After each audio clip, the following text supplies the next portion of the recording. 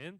오늘 우리에게 주신 생명의 말씀 누가복음 14장 1절에서 6절이 되겠습니다.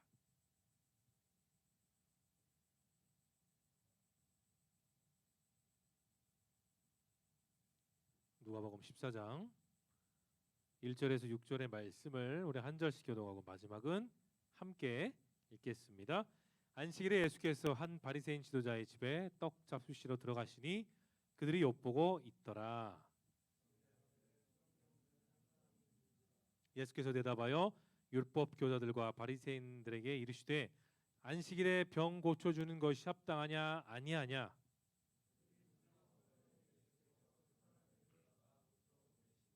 또 그들에게 이르시되 너희 중에 누가 그 아들이나 소가 우물에 빠졌으면 안식일에라도 곧 끌어내지 않겠느냐 하시니 함께 읽겠습니다. 시작. 대답하지 못하니라. 아멘. 누가복음 14장 1절에서 6절의 말씀 따라해 볼까요? 치유와 회복 이라는 제목으로 은혜 말씀을 계속해서 이어갑시다.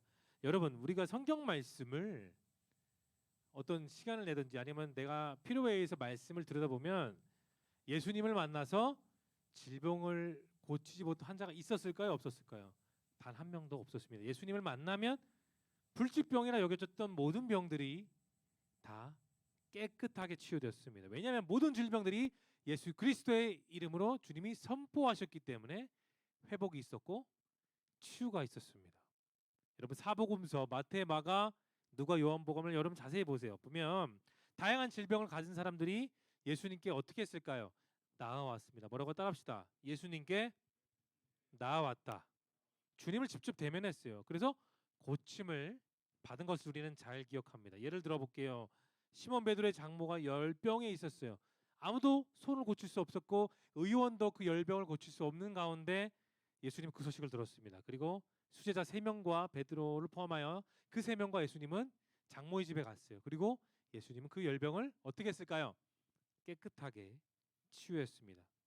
또 예수님께서 한 동네에 가셨어요. 근데 그 당시 유대인들이 가장 혐오수하는 질병은 무엇이었을까요? 나병 환자, 한센병 걸린 환자들을 정말 싫어했었어요. 근데 나병이 걸린 한 사람이 예수님께 바짝 엎드려서 예수님, 저의 이 병을 고쳐주십시오 했을 때 예수님이 내가 원하노니, 따라합시다. 내가 원하노니 깨끗함을 받으라. 주체가 누구라고요? 예수님이 원하신다 했어요. 예수님께서 예수님 앞에 있는 그 나병 환자가 깨끗하게 치유받기를 예수님이 원하셨어요. 그리고 깨끗이 치유해 줬습니다. 그 나병 환자는 정상적으로 몸이 돌아왔고 기쁜 마음으로 살아갔죠. 또 태어날 때부터 시각장애였던 사람이 있었어요. 또는 사복음서 보면은 바디메오 아들 디메오라고도 하긴 그런 사람이 있었죠. 예수님이 땅에 침을 진능을 이겨서 그 눈에 바르고 물로 가서 실로암 못에 가서 씻으라 했을 때 그 장애는 어떻게 되었습니까? 두 눈이 깨끗하게 떠지는 놀라운 기억이 있었어요. 정상적인 사람이 되었습니다. 여러분, 우리가 살고 있는 이 세상 정말 복잡하고 힘듭니다. 그 힘든 세상 속에 너무나도 힘들다 보니까 심각한 육신과 정신의 질병이 있는 사람들이 많아요, 적어요. 점점점 많아집니다. 젊은 사람들뿐만 아니에요. 나이 든 사람들도 쉽게 PTSD의 증후군을 쉽게 드러내는 게 우리의 현실입니다. 마음고생을 정말 심하게 하다 보니까 때로는 대인기피증이 생기기도 해요. 때로는 스스로 목숨을 끊는 사람들이 정말 우리 주변에 참 많아지고 있습니다. 자기 안에 그 폭력적인 감정들이 계속해서 나타나니까 내가 그 감정을 주체할 수 있을까요, 없을까요? 주체를 하지 못해요. 그래서 아무런 관계없는 사람들에게 칼을 휘두르기도 하고 때리기도 하고 사람을 죽이는 일들이 너무나 쉽게 일어나는 걸 우리는 보고 있습니다. 우리 주변에는 내가 이해되지 않은 그 비극적인 일들이 쉽게 일어나고 있어요. 한 뉴스를 봤는데 친딸을 24년 동안 감금해서 성폭행해가지고 7명의 자녀를 낳았다는 미국의 기사를 본 적도 있습니다. 여러분, 이렇게 심각한 트라우마를 겪는 사람들은 어떨까요? 거기서 쉽게 잘 나오지 못합니다. 계속해서 정신치료를 하게 되고 주변 사람들이 동로하고 더 나은 분위기와 환경 속에 살아도 그 트라우마는 쉽게 잘 해결되지 않아요. 사람의 감정은 여러분 나무를 보면 나무를 싹둑 자르면 그 안에 있는 뭐라고 하죠? 나이테가 있어요. 사람의 감정도 똑같습니다. 힘들었을 때 내 인생의 흔적, 안타까울 때 내 인생의 흔적, 폭풍우가 치밀었을 때 아무의 도움도 받을 수 없는 나 혼자의 쓸쓸한 그 마음의 흔적, 그 인생의 나의 태는 내 감정을 고스란히 갖고 있어요. 이런 마음의 상처가 깊으면 깊을수록 우리는 그 감정의 포로가 될 수밖에 없습니다. 대인관계 어려움이 오죠. 내 자신의 자존심이 자꾸만 땅에 짓밟히게 됩니다. 그러면 어떻게 될까요?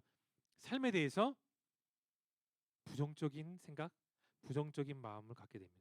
내면의 평각이 뺏기니까 자꾸 정신적으로도 육체적으로도 힘들게 되는 겁니다. 결핍이 있고 분노가 있고 열등감이 있고 죄책감, 우울증 이런 강박감에 시달리게 되다 보니까 자꾸 내 몸과 마음은 쇠약해질 수밖에 없어요.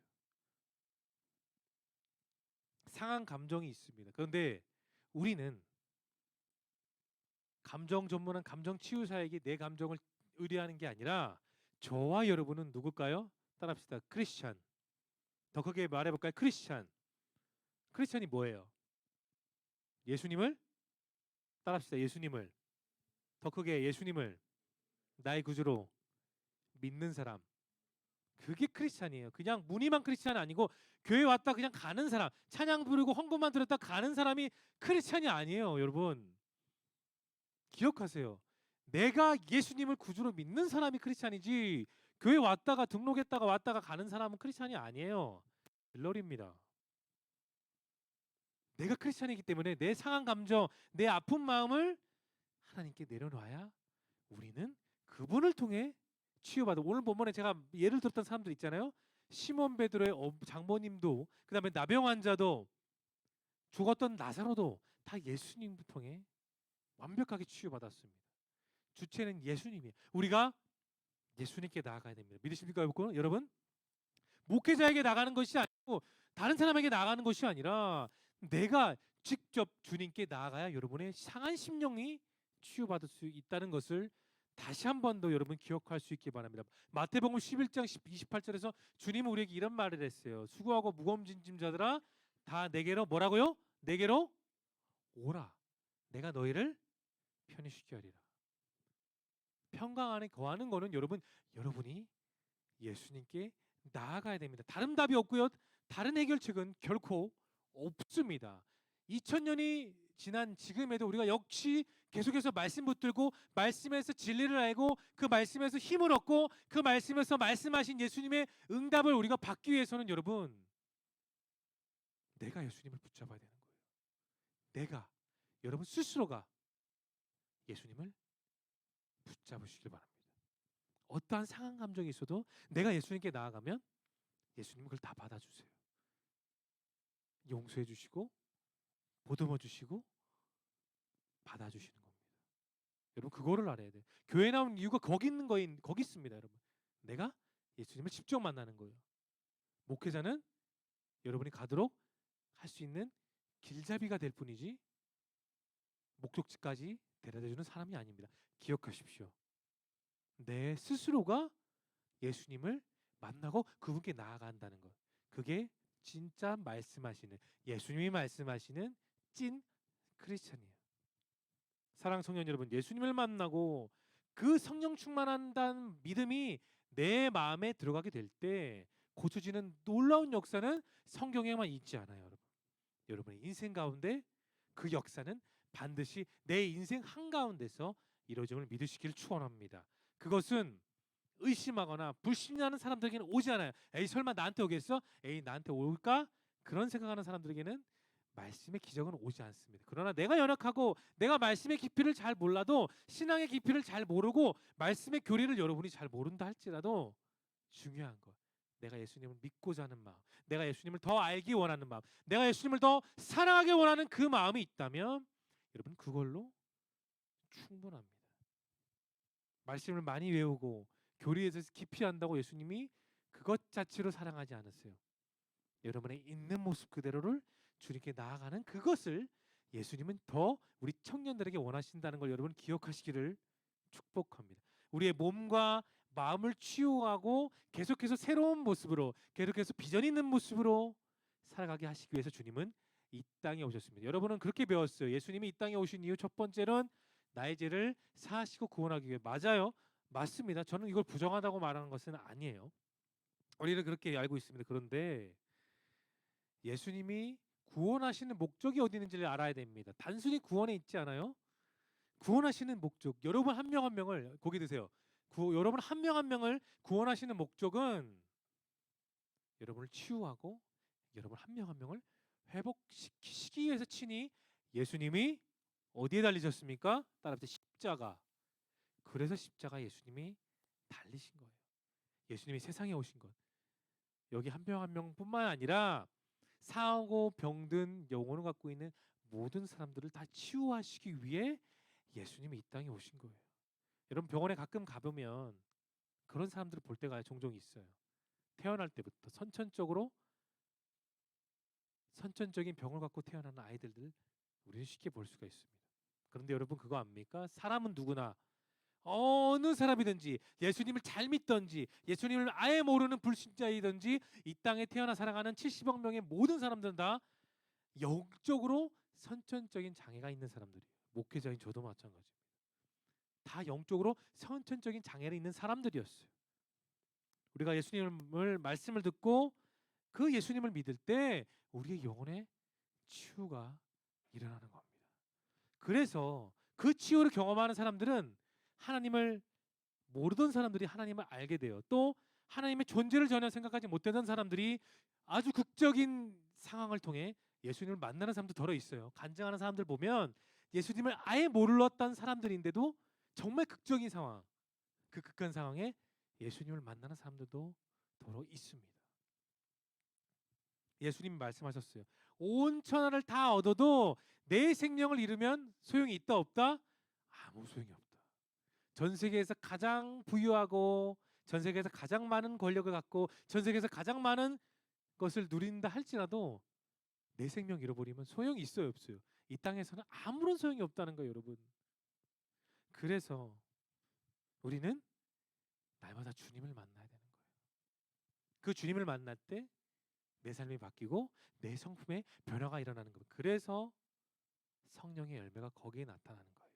내가 예수님을 만날 때, 내가 예수님을 만나 새로운 삶을 살게 될 때 아는 성품의 변화가 바로 성령의 9가지 열매. 사랑부터 시작해서 절제까지를 우리는 그것을 통해 경험하는 거지. 그냥 말씀만 외운다고, 말씀만 주입시킨다고 우리는 그 성품의 변화는 죽었다 깨어나도 얻을 수가 없습니다. 그래서 기독교의 신앙은 체험 신앙이에요. 내가 스스로 경험하고 만나야 돼요. 누구를 따라합시다. 예수 그리스도. 예수님을 만나야 돼요. 찬양하면서 예수님을 만나고 기도하면서 예수님을 만나고 소그룹 모임하며 나의 삶을 나누면서 거기 안에서 예수님을 여러분이 만나는 거예요. 특히 우리가 하나님의 말씀을 믿음으로 받아들일 때 우리는 확실하게 내 성품에 내 삶의 변화는 나타납니다. 오늘 본문으로 들어가 볼게요. 주님은 주일날 안식일 가운데서 예수님의 치유와 회복 사건을 다루셨습니다. 저 여기 처음 왔을 때도 손 마른 사람이 회당에서 치유받은 사건을 제가 설교했어요. 그날도 역시 안식일. 오늘 본문도 안식일. 왜 주님은 굳이 그 많은 월요일부터 주일까지 가운데 왜 굳이 주일날에 이 치유와 회복을 말씀하셨냐? 오늘 우리가 그 말씀을 들으면서 왜 예수님이 그 치유와 회복을 안식일에 말했는지를 살펴보겠습니다. 자, 안식일을 둘러싸서 늘 예수님과 종교 지도자들은 싸웠어요. 네가 잘났네, 내가 잘났네, 내 교리가 맞아, 당신 교리가 맞지 않아. 늘 예수님은 종교 지도자들과 싸우셨어요.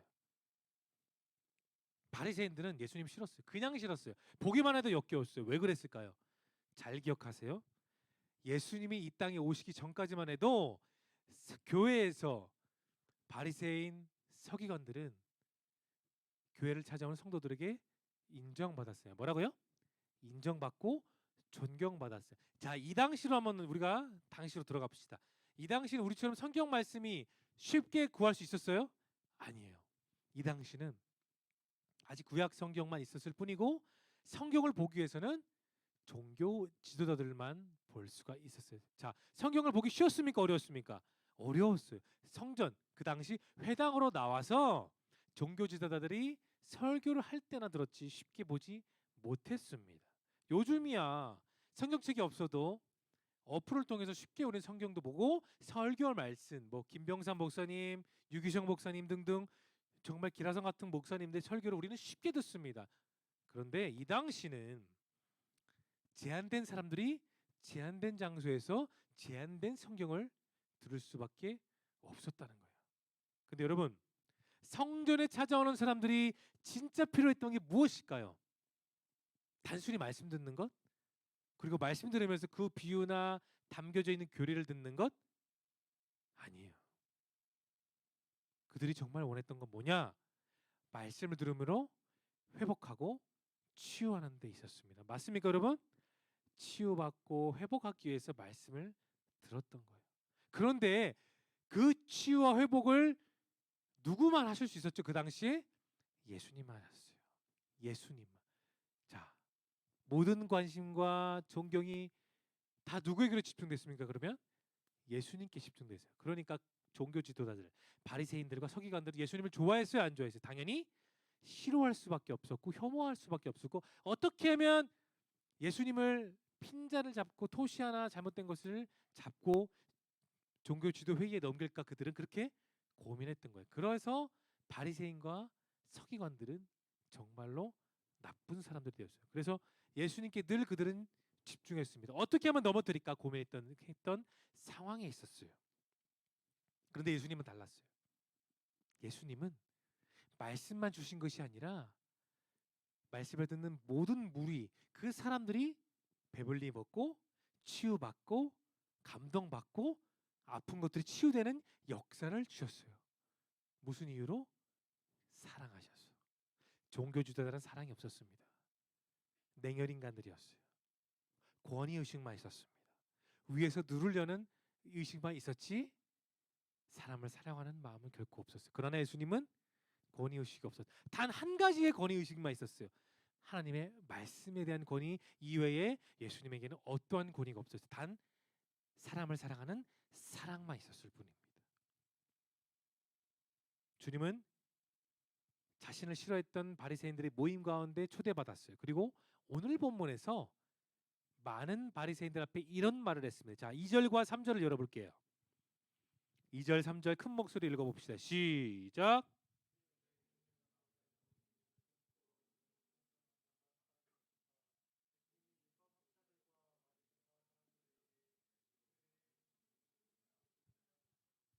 저는 이 말씀을 묵상하면서 이런 생각을 한번 해봤습니다.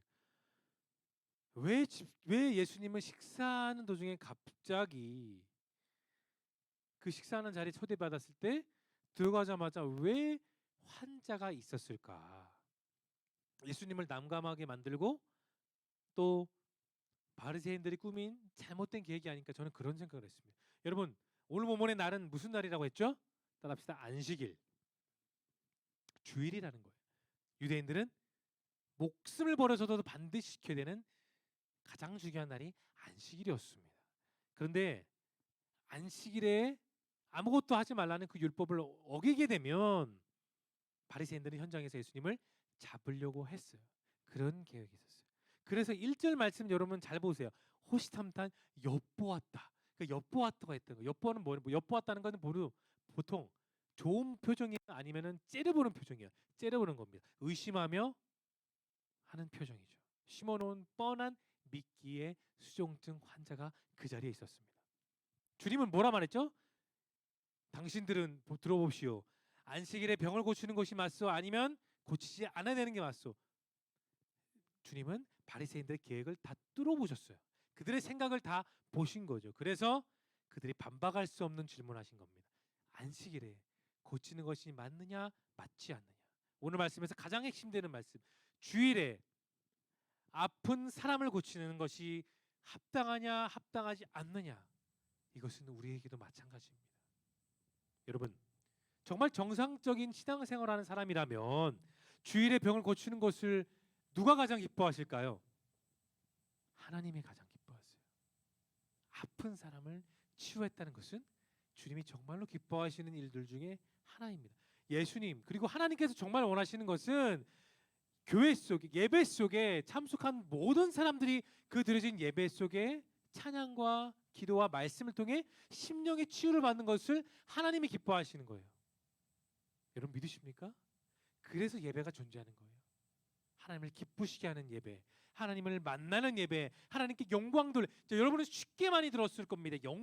영광을 쉽게 말해서 하나님을 찬양하고 하나님을 사랑하는 표현이 영광입니다. 여러분 바리새인들이 알고 있는 전승에는 뭐가 있냐면 생명의 위협을 갖고 있는 상황 속에서도 그게 만약에 안식일이면 반드시 고치라고 토라 율법에 기록이 되어 있어요. 근데 율법에 그들이 숭배하고 목숨처럼 여기는 율법에도 기록되어 있는데 그럼에도 불구하고 이 사람들은 예수님을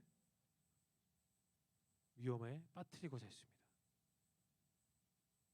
한 할아버지가 암진단을 받았어요. 이 할아버지는 암진단을 받은 날로부터 성격이 갑작스럽게 매우 난폭해졌습니다. 살 날이 몇 개월밖에 남지 않았다는 그 전문의 얘기를 듣고 정말 온순했던 이 할아버지가 성품이 갑자기 돌변하기 시작했어요. 식구들, 주변 사람들, 다가오는 사람들에게도 까칠하게 대하고 욕을 퍼붓기도 했고 아무도 가족들도 심지어 아내도 만나고 싶지 않았다고 합니다. 그런데 동네에서 할아버지를 가끔 만났던 아주 어린 8살 된 어린아이가 있었어요. 근데 그 꼬마가 정말 자기가 좋아하는 할아버지가 암에 걸렸다는 소식을 듣고 그 집에 오게 되었어요. 식구들은 호기심 반 기대 반으로 얘 할아버지 한번 만나보렴이라고 말을 했어요. 그리고 꼬마는 문을 똑똑하고 그 할아버지 방에 들어갔어요. 1분, 2분, 5분, 10분, 30분, 1시간이 지나도 그 아이가 나오지 않았어요. 그런데 오히려 그 안에서는 껄껄 웃으면서 기쁜 좋은 소리들만 밖으로 전해졌어요. 그리고 나와서 할아버지는 그 아이 손을 잡고 방긋 웃으면서 그 방에 나왔다고 합니다.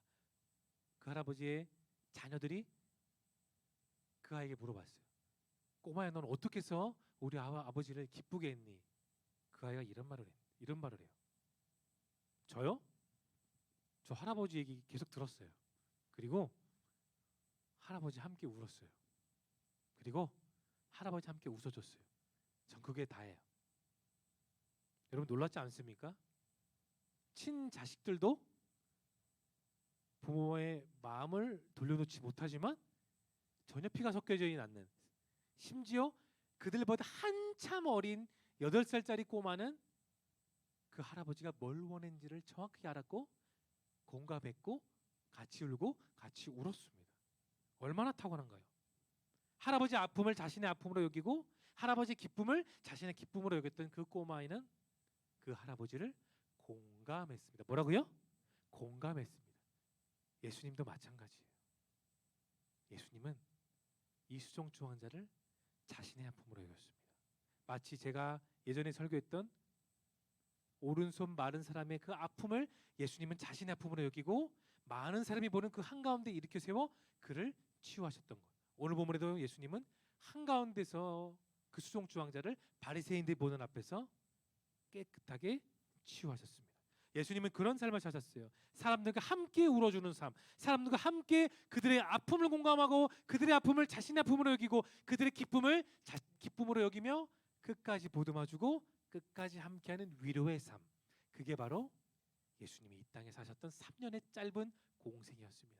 공생이하면 와 거창하고 기적이 많고 정말 멋있다라고 생각하는데 여러분 그 이면을 보시면 멋있다기보다는 예수님이 얼마나 주변 사람들을 공감하시고 얼마나 그들을 위해서 헌신하시며 얼마나 그들을 위해 자신의 능력을 내려놓고 사람의 모습으로 그들을 공감하셨는지를 여러분 말씀을 통해 함께 알아갈 수 있기를 바랍니다. 십자가는 구원입니다. 예수님이 지셨던 그 십자가는 능력이고요. 그 예수님의 십자가는 나의 위로고 그 십자가는 나의 소망이며 그 십자가는 우리 모두 한 명 한 명의 위로입니다. 여러분 믿으십니까? 그래서 우리는 그 십자가 위에서 나를 위해 사랑을 완벽하게 이루신 예수님을 오늘도 우리는 내 고개를 들어 바라보는 겁니다. 그래서 우리가 찬양하고 그래서 우리가 이 자리에 모여 함께 한 마음으로 예배를 드리는 거예요. 우리는 인생을 살면서 많은 경험을 해요. 좋은 일들도 있어요. 내 기분을 기쁘게 하는 일들. 그래서 그 기쁨을 서로 나누기도 하죠. 하지만 반대편도 여러분 알잖아요. 얼마든지 있습니다.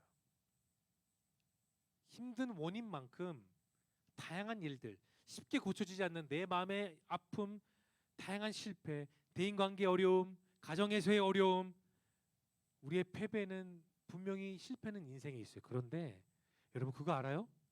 우리의 힘겨움과 안타까움 그 이면에는 주님의 회복이 기다리고 있습니다. 예수님은 자신이 선택한 그 백성들을 방치하지 않으세요. 너는 너의 인생을 살아라. 그렇게 말씀하지 않으십니다. 고치시고 싸매시고 하나님은 그리스도의 보혈의 사랑 안에서 우리의 삶을 형통케 하시고 더 풍성하게 하시도록 우리의 인생을 인도하십니다. 그래서 주님은 우리를 부르셨어요. 여러분 온실에서 자란 꽃들은 예뻐 보일 수가 있어요. 화사해 보일 수 있습니다. 그러나 밖에서 사람의 관심도 받지 않은 산속의 구석텅에 있는 잔디의 그 잡초는 아무도 찾지 않습니다. 아무도 보지 않고요. 때로는 불편해서 예초기로 뽑아버리기도 합니다. 그런데 그 둘을 비교했을 때 끈질긴 생명력을 갖고 향기를 품는 꽃은 아무도 관심을 갖지 않는 자연 속의 잔디입니다. 여러분 여전히 우리는 두려움이 있습니다. 잘해낼 수 있을까 고민이 있습니다. 내일은 과연 어떤 삶이 올까 두렵기도 합니다. 하나님의 회복의 약속을 붙들고 새로운 한 주를 살아갈 수 있기를 축원합니다. 토기장 되시는 하나님은 우리를 계속해서 빚어가시고 또 세상의 다양한 일들로 인해 깨져버린 내 모서리를 주의 말씀으로 다시 메워주시고 우리를 쓸모있는 인생으로 변화시켜 주십니다. 치유해 주신 주님께서 5절과 6절 마지막으로 읽어볼게요. 이렇게 말씀을 이어가세요. 5절 6절을 자 여러분의 목소리 읽어봅니다. 시작.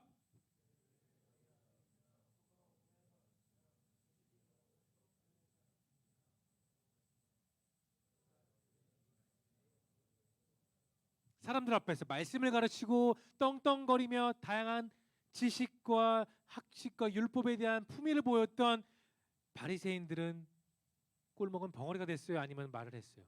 아무도 대답 못했어요. 왜 그랬을까요? 예수님 말이 맞기 때문이에요. 예수님 말이. 그들의 소중한 자녀들, 그들이 소중히 여기던 재산인 소가 만약에 안식일에 빠져서 허우적거리면 안 구하겠습니까? 열일 지쳐두고 아들을 구하고 딸을 구하고 소를 구하겠죠. 그 모습이 바로 진짜 인간의 모습이기 때문이에요. 하물며 오늘 본문은 병자였습니다. 수종증 환자. 몸이 아파서 고동을 제대로 할 수 없는 수종증 환자. 그 환자를 예수님은 주일에 치유하셨습니다. 안식일 주일뿐만 아니라 우리는 모든 인생의 삶에 주님이 필요합니다. 그렇지 않습니까? 주일에만 주님이 필요하신 것이 아니라 나머지 6일도 역시 똑같이 우리는 매일매일 그 주님의 도우심과 주님의 인도하심과 내 마음을 치유하시는 그 은혜가